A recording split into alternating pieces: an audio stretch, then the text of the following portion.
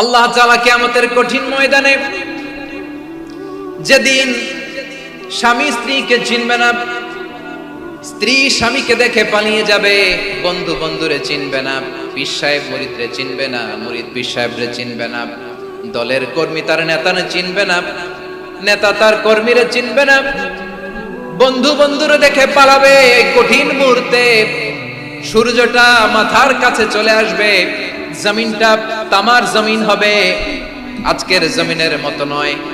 মানুষ ঘর্মাক্ত, ক্লান্ত, শ্রান্ত মাথার মগজগুলো কানের ছিদ্র আর নাকের ছিদ্র দিয়ে বেয়ে বেয়ে পড়বে। বিশ্বনবী ফরমান, ময়দানে 7 শ্রেণীর ব্যক্তিকে রব্বুল আলামিন তার আরশের নিচে ছায়া দিবেন। তার মধ্যে প্রথম শ্রেণীর ব্যক্তি হলো ইমামুন আদিল। ইমামুন আদিল, ন্যায়পরায়ণ শাসক, যে ইনসাফের সাথে বিচার করে, যে জাস্টিস সমাজে সার্ভ করে, যে সুশাসন নিশ্চিত করে, ওই ইমামুন আদিল। আদিল শব্দটা বুঝছেন না? ইন্নাল্লাহা ইয়া'মুরু বিল আদল, পাইছেন? আদিল। 7 শ্রেণীর ব্যক্তিকে আল্লাহ তাআলা সুশীতল আরশের নিচে ছায়া দিবেন, যেদিন তার দেয়া ছায়া ছাড়া কোনো ছায়া থাকবে না।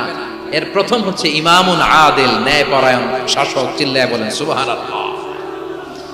আবার বিশ্বনবী বললেন, ইন্নাল মুকসিতিনা ইনদাল্লাহি আলা মানাবিরা মিন নূর আন ইয়ামিনির রহমান। কিয়ামতের দিন যারা ন্যায়পরায়ণ হিসেবে আল্লাহর সামনে দাঁড়াবে, কিয়ামতের দিন রব্বুল আলামিন তার আরশের ডান দিকে ওই ন্যায়পরায়ণ লোকদের জন্য আরশের ডান দিকে একটা নূরের মিম্বারে তাদেরকে বসার সুযোগ করে দিবে। আল্লাহর আরশের ডান দিকে ন্যায়পরায়ণ লোকদের জন্য আল্লাহ তাআলা নূরের মিম্বার বানাবে। 4টে কেন কথা মনে করেছেন? আল আদাল, জাস্টিস, ইন্নাল্লাহা ইয়া'মুরু বিল আদল। আল্লাহ তাআলা এই আদালতের নির্দেশনা দেন, সুবিচার, সুশাসন। প্রিয় ভাইয়েরা, এটা আমরা বাংলাদেশে চাই কি চাই না? এই যে অরাজকতা, এই যে অন্যায়, এই যে জুলুম, এই যে ইনকনসিস্টেন্সি সমাজের অসঙ্গতির প্রধান কারণ জাস্টিস নাই, সুবিচার নাই, সুশাসন নাই। শেষবারের মতো আওয়াজ করে বলেন তো, আমরা বাংলাদেশে আদল চাই কি চাই না? তাহলে প্রথম নির্দেশনা শেষ, আল্লাহ তাআলা তোমাদেরকে আদলের আদেশ দেন। এরপরে আল্লাহ বললেন, আমি তোমাদেরকে ইহসানের আদেশ দেই। ইন্নাল্লাহা ইয়া'মুরু বিল আদলি ওয়াল ইহসান। আমি তোমাদেরকে যেমনি আদলের নির্দেশনা দেই, তেমনি ভাবে তোমাদেরকে ইহসানের নির্দেশনা দেই। ইহসান, আওয়াজ করে সবাই বলেন তো ইহসান। সবাই বলেননি, সবাই বললে এতটুকু আওয়াজ হবে আমি বিশ্বাস করি না।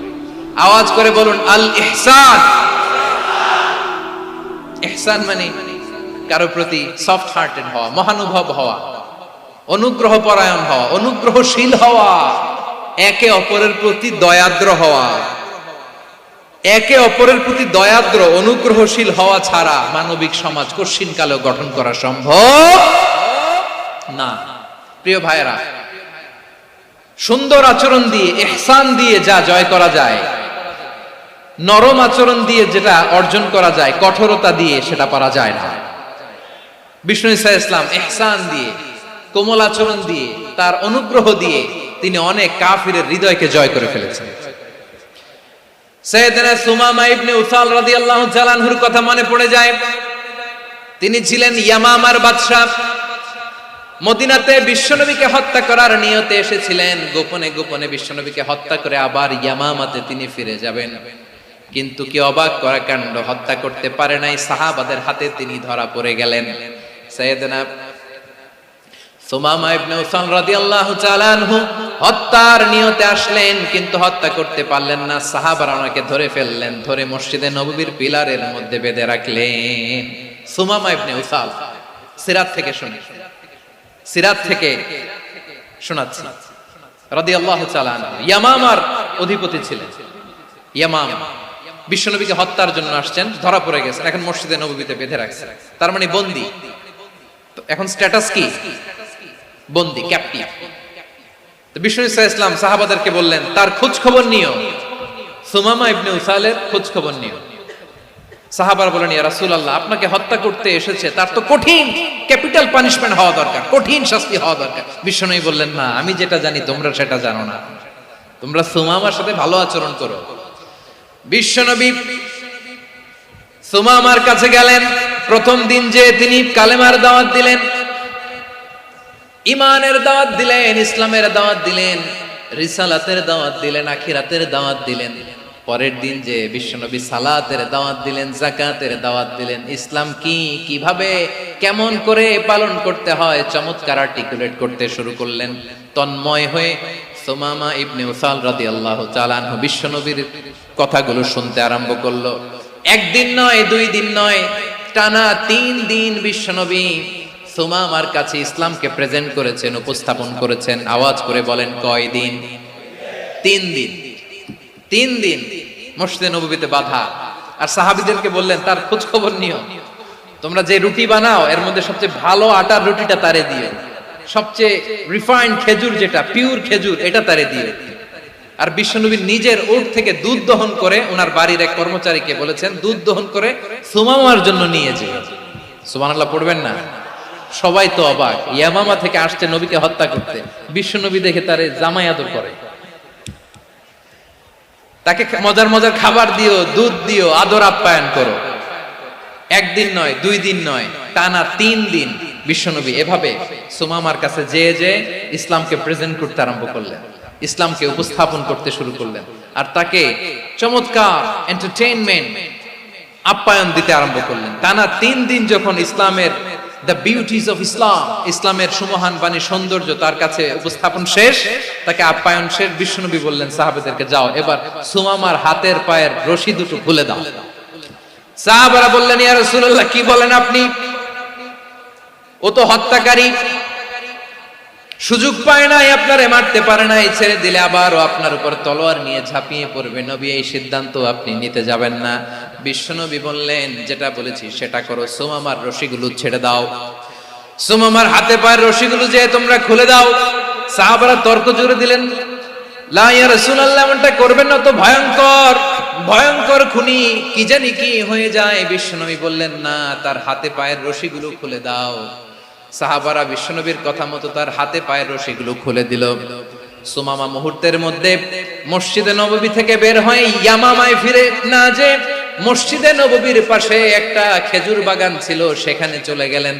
সেখানে একটা ছোট্ট কুয়া ছিল, কুয়ার পানি দিয়ে তিনি গোসল করলেন। সুবহানাল্লাহ পড়েন। কুয়ার পানি দিয়ে গোসল করে মসজিদে নববীর সামনে এসে বিশ্বনবী এবং সাহাবাদের সামনে দাঁড়িয়ে সাব্বাবা উঁচু করে বললেন, আশহাদু আল্লা ইলাহা ইল্লাল্লাহ ওয়া আশহাদু আন্না মুহাম্মাদান আবদুহু ওয়া রাসূলুহু। আল্লাহু আকবার। আমি সাক্ষ্য দিচ্ছি আল্লাহ ছাড়া কোনো ইলাহ নাই, আর মুহাম্মদ আল্লাহ তাআলার প্রেরিত বান্দা এবং রাসূল। প্রিয় ভাইয়েরা, ইহসান দিয়ে যা জয় করা যায়, কঠোরতা দিয়ে সেটা কঠিনকালেও জয় করা যায় না। আওয়াজ করে বলেন, ঠিক কি না? এবার সুমামা দাঁড়িয়ে বলে, ওগো নবী, আমি তো কালিমা পড়ে মুসলমান হয়ে গেলাম, এবার শোনেন, এই মুহূর্তের আগে আপনার চেহারার চাইতে নিকৃষ্ট কোনো চেহারা আমার কাছে ছিল না, কিন্তু শাহাদা পাঠ করার পরে আপনার চেহারার চাইতে উত্তম শ্রেষ্ঠ কোনো চেহারা আমার কাছে আর নাই। ও নবী, আজকের দিনের আগে ইসলাম ধর্মের চেয়ে নিকৃষ্ট অপছন্দনীয় কোনো ধর্ম আমার কাছে ছিল না, কিন্তু এই মুহূর্ত থেকে ইসলামের চেয়ে সেরা শ্রেষ্ঠ পছন্দনীয় কোনো ধর্ম আমার কাছে নাই।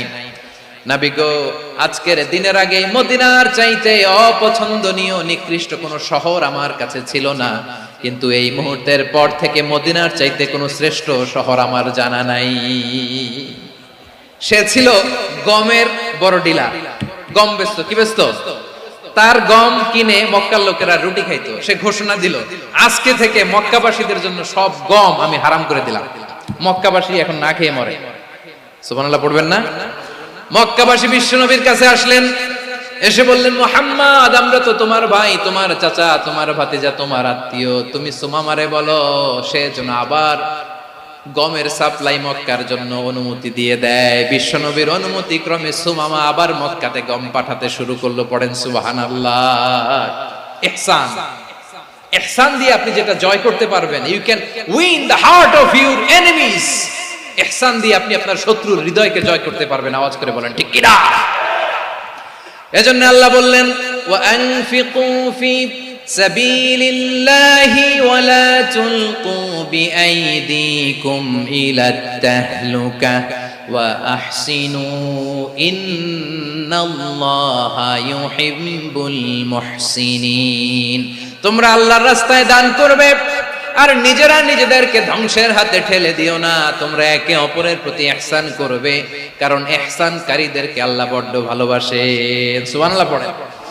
আবার সূরা রহমানে আল্লাহ বললেন হাল জাযাউল ইহসানি ইল্লাল ইহসান ফাবিআইয়ি আলা, সবাই পড়েন ফাবিআইয়ি আলাই রাব্বিকুমা তুকাযযিবান। ইহসানের প্রতিদান হিসেবে ইহসানই হয়। বিশ্বনবী সুমামার প্রতি যেমন ইহসান করেছেন, সুমামাও ঠিক তেমন ইহসান ফিরিয়ে দিয়েছে। ঠিক কিনা বলেন? তাহলে এক নম্বরে হচ্ছে আদল, ন্যায় বিচার। দুই নম্বরে সবাই বলেন ইহসান, সদাচরণ। ইহসান দুই ধরনের প্রিয় ভাই, ইহসান ফিল ইবাদা, ইহসান ফিল মুআমালা। ইহসান ফিল ইবাদা হচ্ছে একাগ্র অনুভবে ইবাদতে ডুব দেওয়া, এর নাম ইবাদতের ইহসান। সুবহানাল্লাহ।